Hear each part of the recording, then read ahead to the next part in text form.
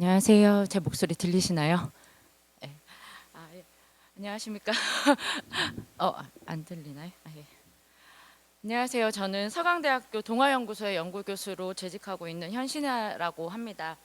제가 매년 발표와 강연을 여러 번 하는데 오늘만큼 떨리고 긴장해 보기는 처음입니다. 머리털 나고 불교학 연구회에서 발표하게 될 거라고 한 번도 생각을 못 해봤습니다. 그래서 미리 약을 발라두자면 저는 동남아시아 냉전사를 전공했습니다. 그러면서도 제가 요리하는 걸 좋아하고 먹는 걸 너무 좋아해서 동남아시아의 음식 문화에 대한 연구를 개인적으로 해왔는데 그러다가 이렇게 딱 걸렸습니다.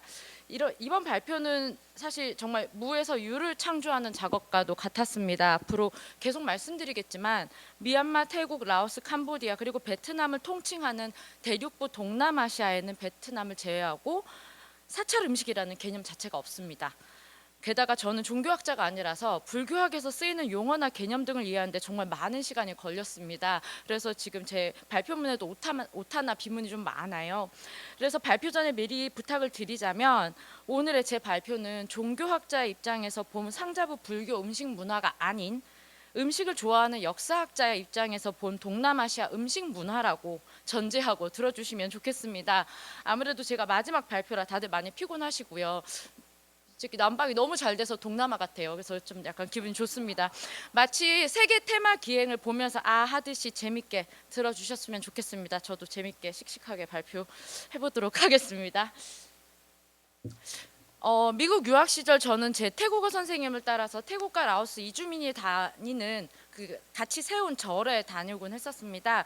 지금 화면에 보이는 사진이 그 절 안에서 찍은 사진인데요. 사진이 잘리네요. 화면이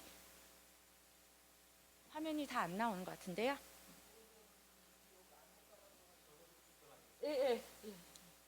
화면이 지금 이 화면 조정을 하셔야 될 것 같은데. 여기가 비율이 다른 네, 겁니다. 그래서 화면 앞으로 계속 잘릴 텐데요. 비율 조정 어떻게 하실 방법이 있나요? 그렇진 않고 아니고 이제 저희도 이제 대관된 걸로 알고 있어서 그러니까 잘리지는 않고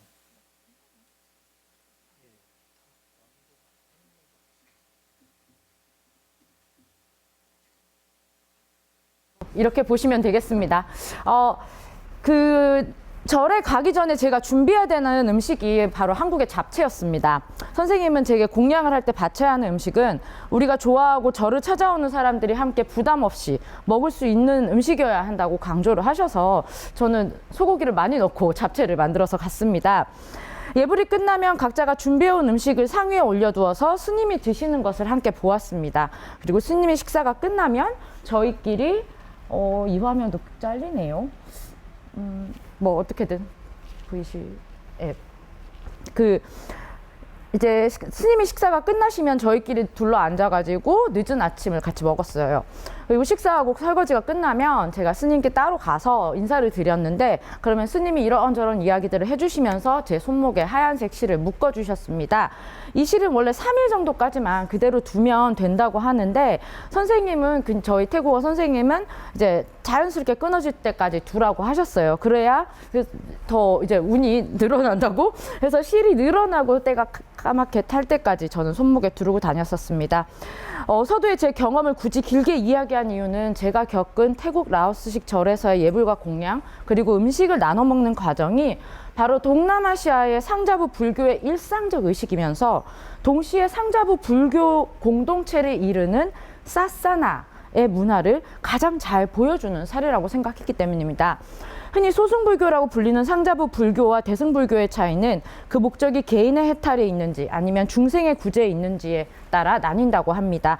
이는 마치 상자부 불교를 수행하는 승려들이 자기만의 해탈을 위해 공동체로부터 분리되어 명상과 수련에만 집중하는 듯한 인상을 줍니다. 실제로 상자부 불교가 널리 퍼져 있는 동남아시아 대륙부에는 사찰이나 사원이 마을의 중간에 있어서 신도들이 음식을 가지고 가서 스님께 공양을 드리고 그리고 함께 나눠 먹으면서 사는 이야기며 뭐 자기가 고민하는 이야기며 누구랑 헤어졌네 이놈이 나쁜 놈이네 이런 이야기들을 계속 나누면서 삽니다. 그래서 국교로 지정이 된 것은 아니지만 태국 국민의 93%가 불교 신자고요. 라오스는 69%가 불교 신자로 등록이 되어 있습니다. 특이한 점이 라오스 같은 경우에는 국민의 28%가 전통 신앙을 믿는다고 하는데 이게 제가 오늘 설명드릴 바시 의식이나 완사타이 의식에서 보여주듯이 굉장히 불교의 영향을 많이 받은 전통 신앙이라는 것을 본다면 사실 불교 인구가 엄청나다는 거, 거의 95%에 이르는 거죠.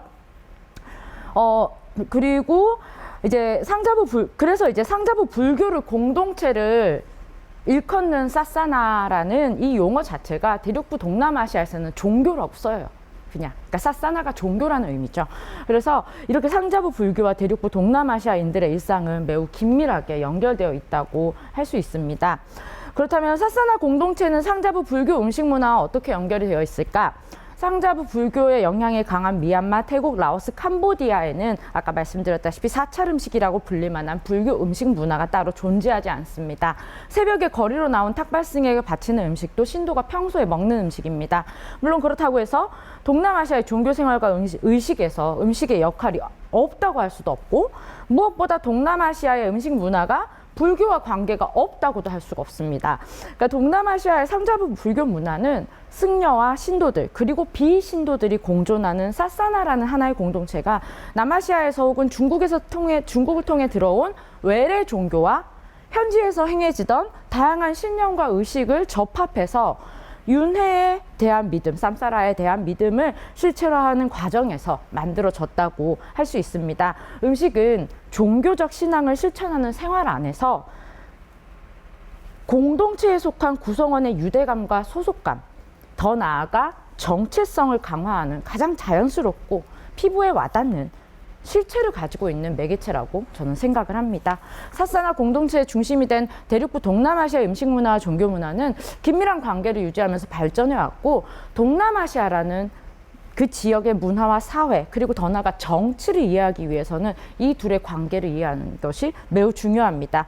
오늘 발표는 태국과 라오스에서 보편적으로 행해지는 탁발 의식과 바시 혹은 바이시라고 불리는 바시 그리고 완사타이, 분카오사과 같은 불교의 영향을 받은 의식에서 보이는 음식과 신앙의 관계를 살펴봄으로써 사사나 공동체의 음식 문화의 윤리와 철학에 대해서 이야기를 해보려고 합니다. 발표는 크게 세 부분으로 구성이 되었습니다. 첫째는 일상생활에서 이루어지는 탁발 의식에서 보이는 동남아시아 상자부 불교 음식 문화를 이해하는데 이제 필요한 그러니까 주요 개념들을 있고, 그래서 그 주요 개념들을 설명드리고 이에 대한 종교 해석도 살펴보고, 그리고 두 번째가 제가 생각하기엔 좀 약간 오늘의 테마하고 좀 잘 맞는다고 조금 생각이 드는데, 이를 주도하는 여성 불교 신도의 역할을 살펴보겠습니다. 오늘 발표자 5분 중에 4분이 여성이더라고요.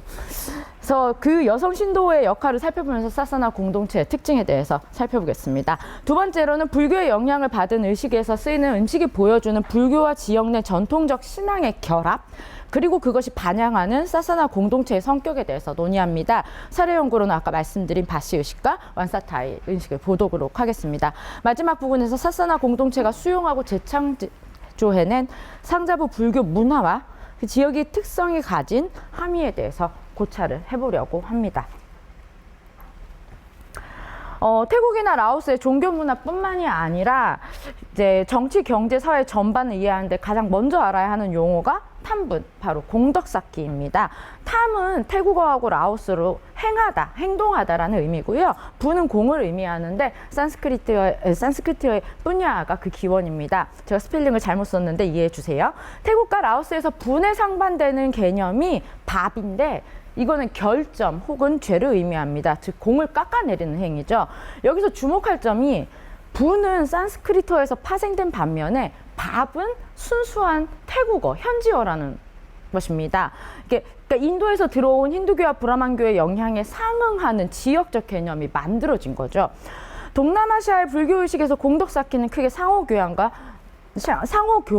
전용이라는 두 가지 형태로 이루어집니다. 승려에게 음식을 바치거나 사찰에 기부를 하는 행위가 상호교환의 대표적인 사례라고 할 수 있는데, 승려나 사찰에다가 공양을 하면 불교 신자는 공덕을 쌓게 되고, 이는 그가 가질 업보, 그러니까 태국어로는 깜이라고 하는데요. 그 깜에 영향을 미치게 됩니다. 공양을 받은 승려는 자신을 희생해가면서 신도들한테 공덕을 쌓을 기회를 만들어주는 것이기 때문에 그 행위를 통해서 다시 본인 자신도 공덕을 쌓을 수 있게 됩니다. 그래서 상호교환인 거죠. 공덕 쌓기가 일반 상자부 불교 신도에게 일상화될 수밖에 없었던 이유는 크게 두 가지로 나눠서 볼 수 있습니다. 첫째는 현생에 공을 쌓아야 다음 생에 더 행복하고 풍족한 삶을 살 수 있을 거라는 믿음과 기대감 때문이고, 둘째는 공덕을 쌓으면 현생에서도 덕을 볼 수 있을 거라는 믿음입니다. 태국인과 라오스 사람들은 자신이 가진 결점에 비해서, 그러니까 밥에 비해 공이 크면 그의 영혼, 윈얀이 천국, 사완에 갈 것이고, 공이 소진이 되면 다시 지상에서 태어날 수 있다고 생각합니다.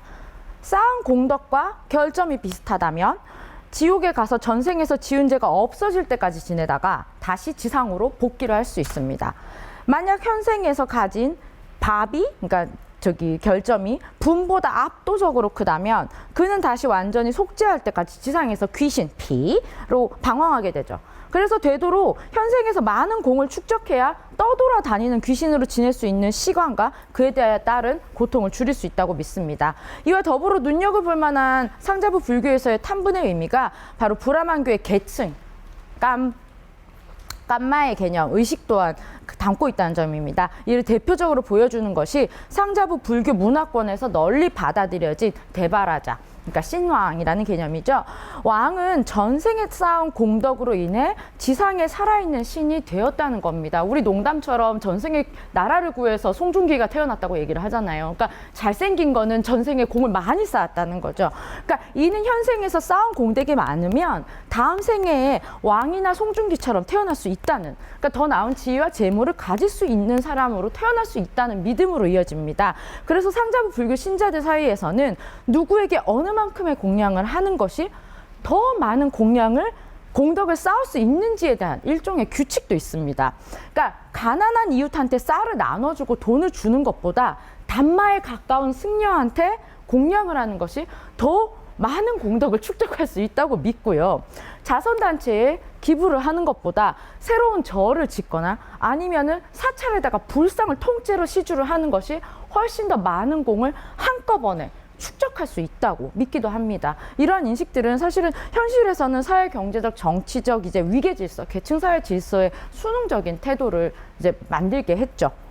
상자부 불교가 지배적인 태국과 라오스에서는 말 그대로 탐분을 위한 의식이 일상화되어 있습니다. 그중 가장 관계가 깊은 의식이 바로 탁발입니다. 태국과 라오스에서는 이른 새벽 비닐봉지에 곱게 싼 음식을 탁자 위에 잘 늘어놓고 집 앞을 지나가 탁발승을 기다리는 사람들을 어렵지 않게 볼 수 있습니다. 이들이 승려의 발 위에 준비한 음식을 넣으며 기도하는 의식이 바로 상자부 불교식 바루공양입니다. 이는 절에 가서 불공을 드리면서 공덕을 쌓는 행위와 비슷한데, 탁발은 신들이 그러니까 그냥 자신의 집 앞에서 자신이 평소에 먹는 음식을 마을에 기거하는 스님한테 바치면서 자신의 공덕을 쌓는 거죠. 사실은 그게 굉장히 편한 서비스 아닙니까? 스님이 와서 받아가시고 저는 공덕 쌓고. 그래서 근데 그거를 더 넘어가서 탁발이라는 공덕을 쌓기 위한 행위는 개인뿐만이 아니라 음식을 받을 승려가 보살필 자기의 가족, 조상, 친족, 그리고 더 나아가 자신이 속한 공동체에도 기여하는 의식이기도 합니다. 그래서 여기서 눈여겨봐야 할 점이 자신이 쌓고 싶은 공덕이 스님이라는 신성한 존재에게 바치는 음식이라는 물질적 매개체로 실체화된다는 것입니다. 바로 눈에 보인다는 거죠. 이렇듯 탁발은 신도의 입장에서는 윤회라는 탄생, 죽음, 재탄생의 과정에서 현생에서 다음 생에서의 편안한 삶을 보장하기 위한 일상적인 신앙 행위라고 볼 수 있습니다. 탁발 전통과 연결해 설명할 수 있는 것이 대륙부 동남아시아에서 사찰 음식이 존재하지 않는다는 겁니다. 상자부 불교 전통에 따라 동남아시아 불교 승려들은 새벽과 정오가 되기 전에, 새벽하고 정오 사이에 신도들로부터 받은 공양을 먹고 오후에는 보통 단식을 합니다. 사찰에서는 음식을 만들 일이 없는 거죠, 아예. 이는 승려로서는 신도들의 공양이 자신에게는 유일하게 음식을 섭취하는 방법이고 음식을 섭취해서 생명을 유지하는 수단인 거죠. 근데 또 한편으로 보면은 승려는 자신이 먹을 음식을 선택을 할 수가 없다는 것을 의미합니다. 앞서 제가 승려가 자신을 희생해가면서 신도들이 공덕을 쌓을 수 있는 기회를 준다는 것이 바로 이 말입니다. 본인이 선택을 할 수 없다는 거. 이와 연결지어 생각해 볼 수 있는 부분이 과연 음식 섭취라는 행위, 그리고 이에 직접적으로 어떠한 음식을 섭취해야 하는지에 대한 율법적 해석과 가르침의 존재입니다.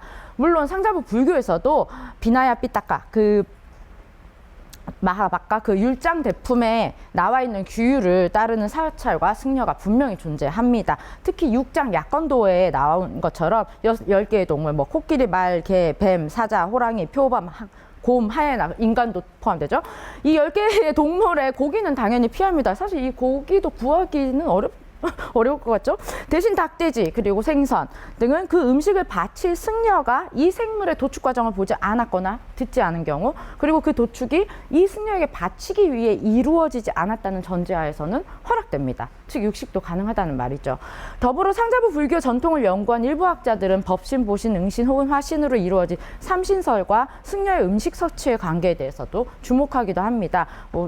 다 아시는 이야기잖아요. 삼보가카야의 어원은 음식을 3개 먹는다는 쌈부이에라고 하고요. 이제 다르마카야에는 이제 다마 삼보가카야와 연결되어 있다고 하고요. 그리고 이제 그 니르마나카야는 아미 삼보가와 연결이 된다고 합니다. 이러한 근거를 들어서 상자부 불교 승려들은 신도들이 준 음식을 먹음으로써 자신의 육체, 그리고 그가 속한 사찰은 신도들이 그러니까 공덕을 쌓아놓는 일종의 창고 역할을 한다고 주장을 합니다. 승려가 음식을 섭취하는 행위가 단순히 자신의 생존을 위한 것뿐만이 아니라 자신이 속한 공동체가 행하는 공양이라는 종교적 행위를 통해서 현생과 다음 생에서의 고통을 줄일 수 있는 그걸 돕는 행위라고 보아야 한다는 것이죠. 그런 큰 승려가 신도가 바친 음식에 대한 선호도를 보이는 것은 신도에 대한 차별성을 갖게 하기 때문에 자신과 신도들의 해탈을 동시에 추구해야 하는 승려의 의무와 상치됩니다. 그래서 음식을 먹을 때 표정을 바꾸지 않거나 음식만 보고 먹는다고 합니다. 네, 베트남의 경우에는 식사하는 동안 5가지 명상을 수행한다고 합니다. 이 음식이 어디서 왔는지, 이 음식을 재배하고 운반하고 준비하고 요리하여 식탁에 가져오는데 얼마나 많은 시간과 노력이 들어갔는지를 생각하면서 먹는다고 하는 거예요. 하지만 공양을 받은 음식을 먹을 때 아무런 감정을 드러내지 않으면 신도들은 자신이 공양한 음식이 공덕 쌓기에 얼마나 도움이 되는지에 대해서 알 수가 없습니다. 그래서 때로는 신도가 공양하는 음식에 대해 일정 정도 호감을 승려가 살짝 눈웃음이라도 해줘야 되는 거예요. 그러니까 결국 음식에 대한 표현을 하는 것은 승려가 자신과 공동체의 관계를 어떻게 규정하는지에 따라서 다르다고 할 수 있습니다. 그래서 승려가 속세와 완전히 등지는 방법은 아예 이 속세의 음식을 끊는 거죠. 이를 통해서 승려는 개인의 해탈에 집중할 수 있고 동시에 주변 공동체와 단절되는 것이죠. 하지만 현실적으로 완전한 단절은 거의 불가능하다고 볼 수 있습니다. 앞서 말씀드린 것처럼 태국, 라오스, 미얀마 그리고 캄보디아와 같이 상자부 불교의 영향이 강한 곳에서는 사찰이 지역 공동체의 중심에 있습니다. 쉽게 말하자면 마을마다 절이 있는 거예요. 그리고 이 절에 기거하는 승려 대부분이 그 마을 출신입니다. 그러니까 마을 공동체에 속한 신도들이 대부분이 자신이 알던 부모님, 친구나 친척, 이웃, 자기 친구, 자기 가족, 자기 친족들입니다. 물론 출가하고 승려가 되면 그 이전의 가족과 친구들과의 관계는 세속적인 관계가 되지만, 근데 여전히 승려들은 신도의 나이나 지위에 따라서 그 칭호를 달리 합니다. 그러니까 예를 들어서 그냥 아버님 이렇게 부르는 것처럼, 그래서 그렇게 하는 대우를 다르게 합니다.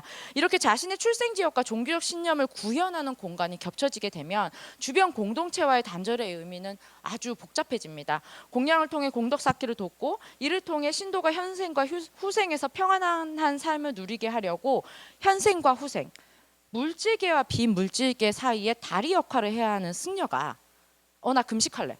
금식을 통해서 공동체로부터의 단절을 시도하는 것은 첫 번째, 평신도의 공덕 쌓기 행위 동안 안 도와주겠다는 의미고, 이는 곧 승려의 의무를 불성실하게 이행하겠다는 선언과 다름없다고 할 수 있습니다. 그렇다면 상자부 불교 승려가 생을 유지하기 위해서 그리고 주어진 임무를 다하기 위해서 섭취해야 하는 음식의 종류는 누가 정할까요? 이게 바로 여성 불교 신도입니다. 동남아시아의 종교의식과 음식문화에 관해 연구해온 페니반 에스테릭 교수는 상자부 불교의 음식 문화가 매우 정교하고 다양하게 발전한 반면에 이에 대한 연구가 이루어지지 않았다. 근데 그걸 왜 그랬을까? 왜냐하면 이 모든 지식을 갖고 있고 경험을 갖고 있는 사람들이 여성 불교 신도이기 때문이라는 거죠. 태국과 라오스의 여성 불교 신도들은 상자부 불교 음식 문화 전통과 관습을 잘 알고 있고 공양할 음식을 결정할 수 있는 권리와 의무를 동시에 갖습니다. 즉 어떠한 재료를 쓰고 그 재료를 어떻게 가공하고 조리를 해야 그 음식을 섭취하는 승려가 불법에 어긋나지 않고 그리고 동시에 신도의 공덕을 이제 최대한 축적시킬 수 있는지에 대해서 알고 있는 것이죠. 그럼에도 이들은 승려와의 직접적인 접촉이 불가능하고 모든 종교적 의식에서 주도적 역할을 할 수 없기 때문에 사사나 공동체에서 이들의 역할과 더불어 상자부 불교의 음식 문화에 대한 논의가 확장될 수 없었다고 반 에스테릭 교수는 주장합니다. 실제로 태국에서는 상자부 불교 뿐만이 아니라 이제 상자부 불교 전통이 강한 동남아시아나 남아시아 전반에서 여성 신도가 불교에 대한 지식과 경험을 축적하는 길은 멉니다. 남성 신도들은 나이와 기간과 관계없이 출가할 수 있지만 여성은 승려가 될 수가 없죠. 때문에 출가할 수 없는 여성 신도가 가진 불교 교리와 전통에 대한 간접적 경험과 지식보다 아무리 해도 출가하고 잠시나마 3개월이라도 승려의 삶을 살아본 남성이 가진 직접적 경험과 지식이 당연히 우월하다고 여겨집니다. 하지만 실질적으로 일상생활에서 음식 종류를 결정하고 재료를 가공하고 이를 조리해서 누군가한테 내놓는 일 그리고 이러한 과정에서 다듬어진 조리법을 전수하는 이는 여성이기 때문에 상자부 불교 음식 문화를 논의할 때 여성 신도의 역할에 주목할 필요가 있습니다. 제가 좀 시간을 많이 쓴 것 같네요. 빨리빨리 넘어갈게요. 이제 두 번째 파트로 넘어가려고 하는데요. 그 태국, 라오스, 캄보디아 그리고 미얀마 동북부에 있는 샨주 등지에서 행해지는 밭씨는 지역마다 이름이 조금씩 다릅니다. 태국에서는 수관, 청관, 탐관 그리고 이제 밭씨도 아까 말씀드린 것처럼 신성한 입이라는 뜻의 바이시라고도 합니다. 캄보디아에서는 수관, 라오스에서는 밭씨 수관이라고 혹은 줄여서 밭씨라고 하는데요. 여기서 중복되는 단어가 바로 콴이라는 영혼을 의미하는 말입니다. 밭씨 의식을 이해하기 위해서는 영혼을 의미하는 콴과 윈양 그리고 불교와 힌두교의 데바타 혹은 이제 데바에 상응하는 태와다 그리고 귀신이라는 의미의 피를 이해해야 합니다. 앞서 탐분 의식에서도 잠깐 언급했듯이 태국에서 영혼을 의미하는 단어는 범어로 의식을 의미하는 이제 윈양과 순수한 타이어 콴이 있습니다. 콴은 이제 한마디로 정의하기가 굉장히 어려운데요. 오늘 발표에서는 윈양을 정신 그리고 콴은 영혼을 의미하는 것으로 하겠습니다. 콴은 그 자체로는 독립체이긴 하지만 또 한편으로는 32개의 콴으로 이루어졌다고도 합니다. 여기서 32개는 이제 아무래도 불교 영향이라고 할 수 있겠죠. 그 콴이 정수리에 있다고 믿기 때문에 태국이나 라오스에서는 머리를 만지는 행위는 단순한 신뢰가 아니라 불경스러운 행위로 여겨집니다. 그리고 콴은 반드시 인간이 아니어도 모든 동물에 존재할 수 있다고 믿어집니다. 윈양과 콴 사이의 가장 큰 차이점은 윈양은 육체 안에 있지만 콴은 언제든지 육체를 떠날 수 있다는 것입니다. 이 콴이 떠난 사람들은 정신적 유체적 질병을 경험하고 이 상태가 악화되면 죽음에 이를 수 있다고 합니다. 죽으면 콴은 영원히 육체를 떠나게 되지만 태국에서는 이제 설명을 할 때 콴이 떠나서 죽었다고 하지 않고 윈양이 떠나서 이제 죽었다고 합니다. 윈양이 떠난 육체는 아까 말씀드린 귀신 피가 됩니다. 육체가 이제 피는 지상에서 자유롭게 떠돌아다닐 수 있지만 천국에는 갈 수가 없고 그래서 그 울분에 악한 영향력을 갖고 있다고 믿어집니다. 태국에 그래서 공포 영화가 굉장히 많아요. 그래서 이 정반대에 있는 존재가 이제 태화다, 이제 말 그대로 천사죠. 바시숙환 의식은 인간의 육체를 쉽게 떠나는 콴을 다시 불러와 육체와 정신을 완전한 상태로 회복시키는 의식입니다. 돌아온 콴을 육체에 잡아두기 위해서 파이몬곤이라는 불리는 희색시를 손목에 묶는데요. 이 바시 의식은 완전히 그러니까 불교 의식은 아니고 승려가 이 의식을 행하는 일도 거의 없습니다. 얼핏 보면 예불을 드리는 것 같지만 사실은 주문을 외우는 것이고요. 그러니까 태국과 라오스에서는 바시 의식이 관혼상제뿐만이 아니라 출가를 앞둔 소년 혹은 청년, 출산을 앞둔 임산부, 장기간 투병한 환자, 그리고 타지에서 오랜 생활을 하거나 감옥에서 풀려난 이들을 위해서도 행해집니다. 어디에선가 방황하고 있는 콴을 부르기 위해서 태국에서는 이제 푸프람, 그리고 라오스에서는 머폰이라고 불리는 주례가 주문을 외우고 의식을 진행을 합니다. 주례는 주로 출가한 경험이 있는 마을의 원로가 맡습니다. 이들은 처음에 범어로 기도를 하면서 그 의식을 이제 증언할, 그러니까 증인 역할을 할 테와다를 먼저 초대를 합니다. 그러고 나서 이제 나모따사 바가바토 아라하토 선마담부타사 주문을 시작합니다. 죄송합니다. 테와다를 증인으로 부르고 범어로 기도를 드리는 것은 불교와 힌두교의 영향을 가장 직접적으로 보여줍니다. 나머지 주문은 범어와 지역 방언을 포함한 일상어가 섞여 있는데 콴을 이제 부르면서 누구의 콴을 부르는 것인지, 그리고 콴한테 왜 돌아와야 하는지를 설명을 합니다. 주문은 이러한 주문을 일상어 혹은 현지어로 하는 것은 콴뿐만이 아니라 의식에 참여한 마을 사람들 모두가 의식의 주체임을 보여줍니다. 바시 의식에서 이제 주례만큼이나 중요한 역할을 하는 것이 바로 콴을 데리고 오는 파콴입니다. 제가 시간을 너무 많이 써서 이제 한 3분만 더 해도 될까요? 감사합니다. 그래서 이제 여기서 이제 태국에서는 빡참이라고도 하는데요. 파콴을 이제 바나나 잎으로 만든 원뿔 모양의 기둥을 쟁반이나 그릇 위에 세운 뒤에 꽃과 과일을 바나나 잎으로 접어 만든 날개 모양의 장식으로 화려하게 꾸미고 나서 이제 쌀밥, 바나나, 쌀밥, 바나나, 달걀, 양초, 과자, 그리고 향수, 그리고 면실 등을 이제 원뿔 모양 주변에 놓은 바시 의식의 상징물입니다. 원뿔 꼭대기에 연결된 이제 면실이나 비단실 같은 걸로 이제 주례가 그걸로 이제 잡고 주문을 외우는데, 이 실에는 붓다, 담마, 승가를 상징하는 세 개의 매듭이 있습니다. 즉 불법성 삼보의 귀함을 의미하는 것이죠. 파카나에 들어가는 음식은 종류가 지역마다 좀 다르고, 그리고 준비하는 의식의 성격에 따라서 조금 다른데, 일단은 콴이 채식주의자임을 전제하고 만들어집니다. 이를 상징하는 것이 바로 파콴의 필수 요소인 쌀밥과 달걀, 그리고 바나나인데요. 원뿔 모양의 기둥을 금은 쟁반이나 이제 그릇 위에 고정하기 위해서 뿔 안에는 생쌀과 의식에 사용되는 주먹밥처럼 생긴 익힌 쌀 두 가지 종류가 들어갑니다. 찹쌀을 주로 주식으로 하는 라오스에서는 맵쌀 대신 찹쌀을 쓰고요. 달걀은 오리나 닭의 알 모두 사용이 가능한데, 이제 삶은 뒤 껍질을 벗기지 않은 채로 접시에 놓거나, 아니면 껍질을 벗긴 다음에 그 원뿔 꼭대기에다가 이렇게 끼워놔요. 그래서 이제 약간 이렇게 이쁘게 보이게 해서 하는데, 이 왜 계란을 쓰느냐, 이거에 대해서 학자들은 이제 살생을 피하려고 육류 대신 계란을 쓰는 거다라고 주장을 하기도 하고, 이게 계란이 흰자하고 노른자가 있어서 배아 모양이라서 이 배아 모양이 이제 생명과 다상을 상징하기 때문에 쓴다고 합니다. 바나나는 동남아시아에서 어디서나 찾아볼 수 있기 때문에 이제 그 바나나를 쓰는 거고요. 콴은 주례가 읊는 주문을 듣고 이 음식에 이끌려 가지고 바시 의식이 치러지는 곳으로 찾아와서 이 음식 안으로 들어갑니다.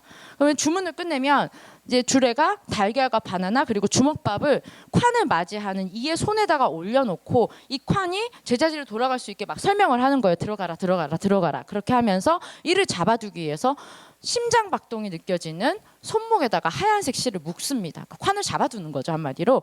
그러니까 그래서 이러한 음식을, 이러한 의식에 쓰이는 음식들을 제물이라고, 크랑부차라고 합니다. 이렇게 바시 의식에서도 보여지듯이 사사나 공동체가 음식을 나누는 대상은 가족, 승려 혹은 이웃처럼 살아있는 존재에만 국한되어 있지는 않습니다. 콴과 같은 영혼, 조상이나 피와 같이 이제 지상에서 또 떠돌아다니는 귀신도 사사나 공동체에 포함됩니다.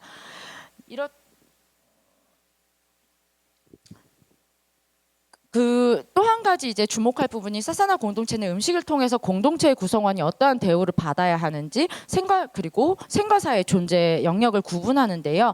바로 여기서 주목할 부분이, 그러니까 쌀이 어떻게 쓰이는지의 그 상징성입니다. 예를 들어서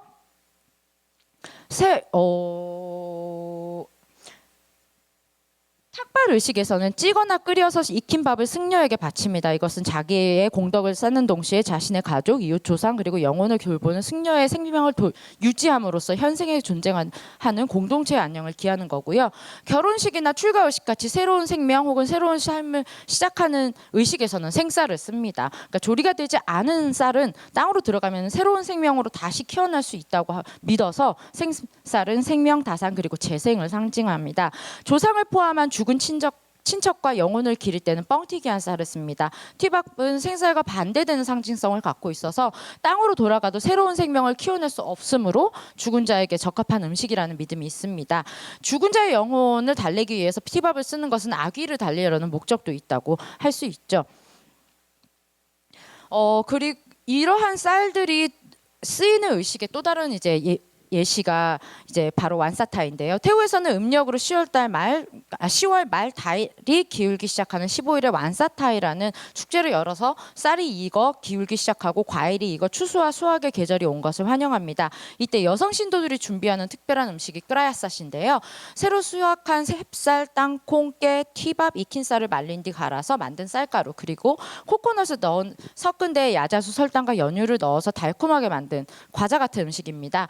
이 음식에는 햅쌀 그리고 익힌 쌀, 티밥이 모두 들어가는데 햅쌀은 농경을 상징하고 익힌 쌀은 승려를 상징하고 티밥은 조상을 상징한다고 합니다. 그리고 눈여겨볼 만한 재료가 바로 연유예요.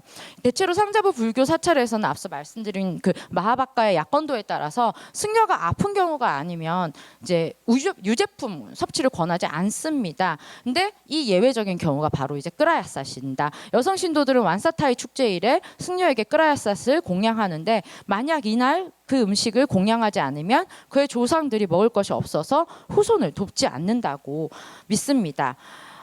마지막으로 이제 완사타이가 이제 지역마다 다 있는데 이름이 다 조금씩 달라요. 그래서 이제 라오스하고 태국의 사이에 있는 동북부 지역을 이산 지역이라고 하는데 이 이산 지역에서는 분카오사이라고 부릅니다. 제가 이거를 번역을 하다 보니까 티밥공양이라고 불렀는데 너무 귀엽죠.